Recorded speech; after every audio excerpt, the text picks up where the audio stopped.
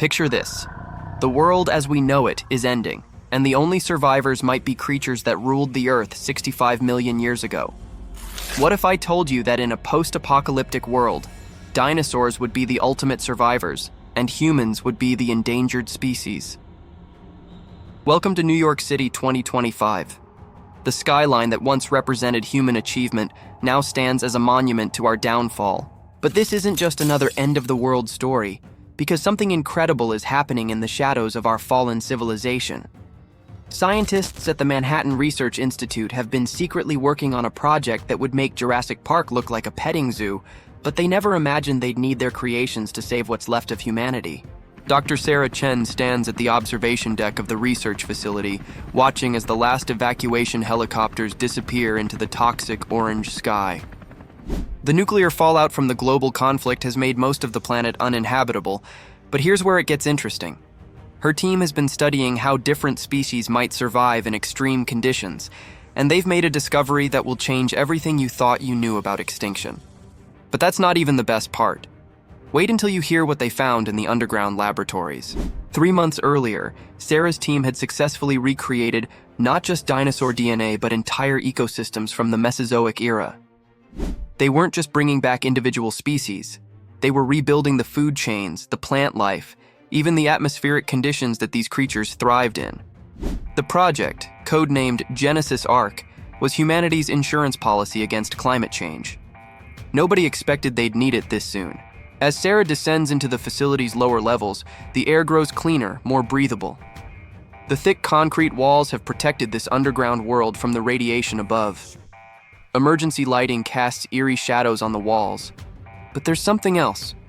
A low, rhythmic thumping that makes the ground vibrate beneath her feet. She knows exactly what it is, and you'll understand why that sound gives her hope rather than fear in just a moment. The massive blast doors open with a hydraulic hiss, revealing something that would take your breath away. A fully functioning prehistoric ecosystem, complete with towering ferns, ancient conifers, and creatures that shouldn't exist walking among them.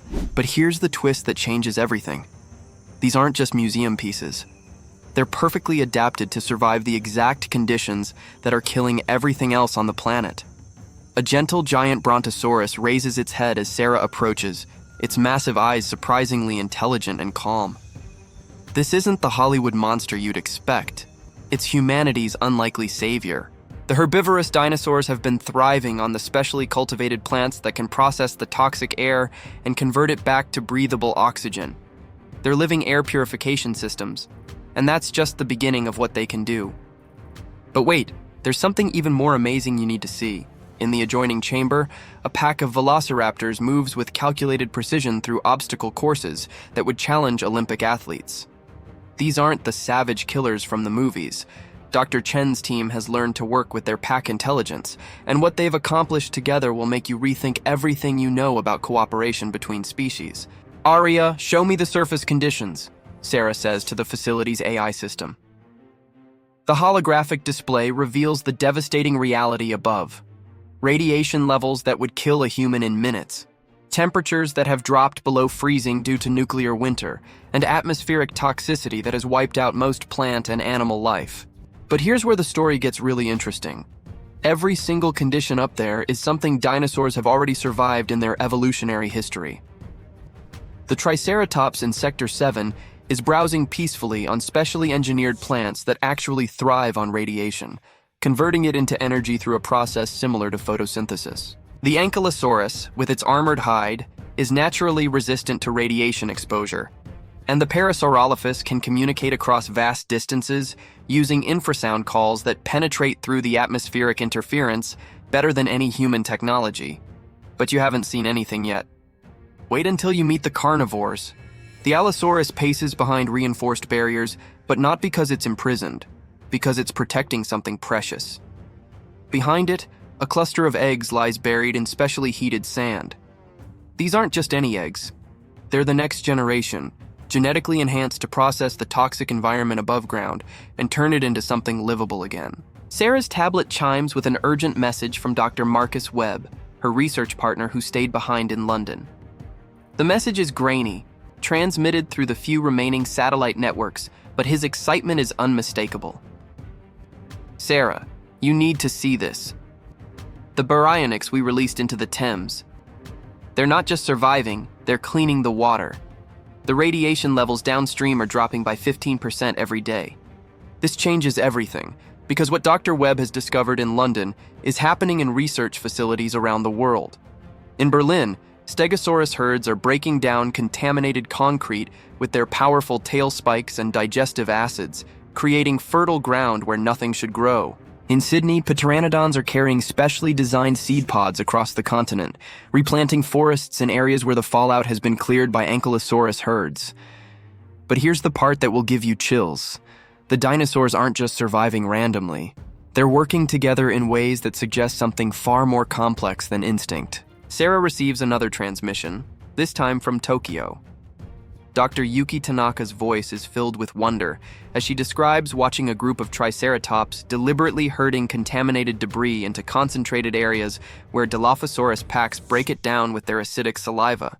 It's environmental cleanup on a scale that human technology never achieved, and they're doing it naturally. The underground facility shakes as something massive moves through the connecting tunnels. Sarah doesn't run. She knows what's coming. The blast doors at the far end of the chamber begin to open, and what emerges will make you understand why these ancient creatures might be our only hope for the future. A fully grown Brachiosaurus steps into the chamber, its head reaching nearly to the vaulted ceiling 40 feet above. But this is not just about size. Draped across its neck and back are specialized biosensors that monitor air quality, radiation levels, and chemical composition of everything in the environment. This living, breathing creature has become a mobile environmental research station, and the data it's collecting is being transmitted to survivor colonies around the world. But wait, there's something moving on its back that will completely change your perspective on this story. Small, agile Compsognathus dart across the Brachiosaurus's hide, but they're not parasites. They're partners. Each one carries micro-cameras and communication devices, turning them into a living surveillance network that can go places no human technology could survive.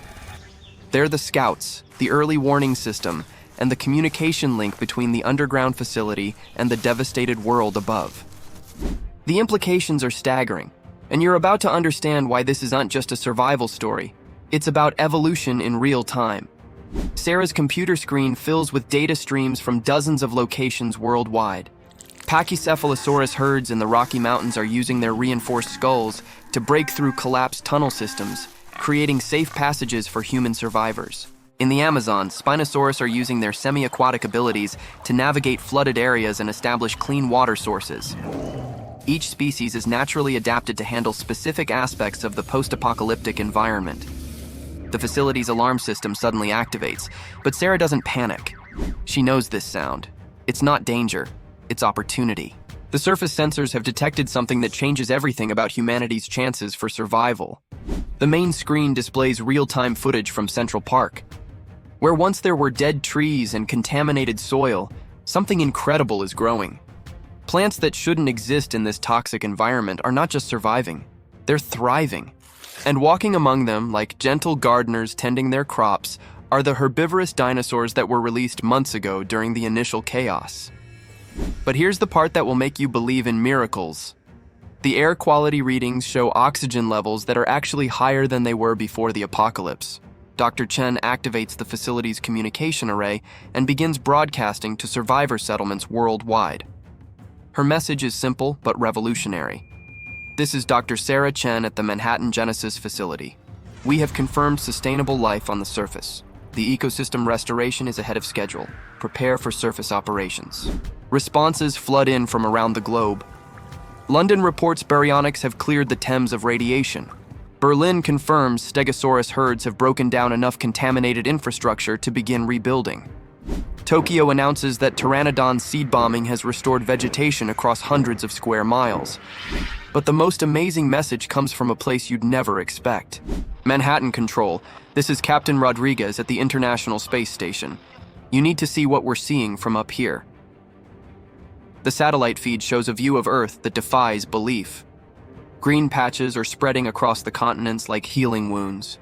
The brown, lifeless areas are shrinking daily. Rivers that ran black with contamination are flowing blue again. And moving through it all, visible even from space, are the massive herds of creatures that once ruled the planet and are now saving it. Sarah realizes that what they've accomplished goes beyond survival.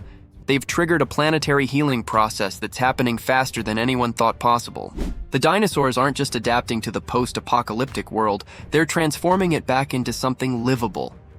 The facility's blast doors open fully for the first time since the apocalypse began, and Sarah steps outside into what was once a dead world.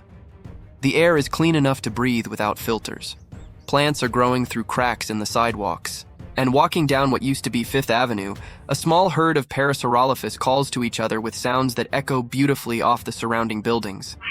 But this is just the beginning, because what happens next will determine whether humanity earns its place in this new world or becomes another extinct species in Earth's history. Sarah's radio crackles with reports from survivor colonies emerging from underground shelters and reinforced bunkers.